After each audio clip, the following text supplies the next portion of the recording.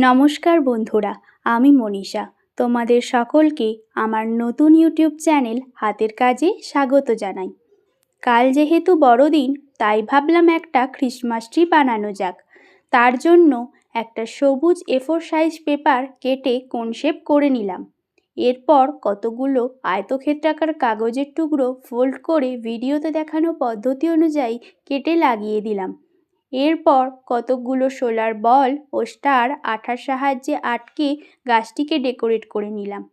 শেষে একটি A4 size পেজকে পাটকাঠির সাহায্যে রোল বানিয়ে নিয়ে কাঠিটি বের করে নিলাম। রোলটিকে বাদামি কালার করে গাছটিকে দাঁড় করিয়ে দিলাম। বড়দিনে রুম ডেকোরের জন্য আমাদের ক্রিসমাস ট্রি রেডি হয়ে গেল। আমার বানানো এই ক্রিসমাস ট্রিটা তোমাদের কেমন লাগলো জানাতে ভুলো না। সকলকে মেরি ক্রিসমাস।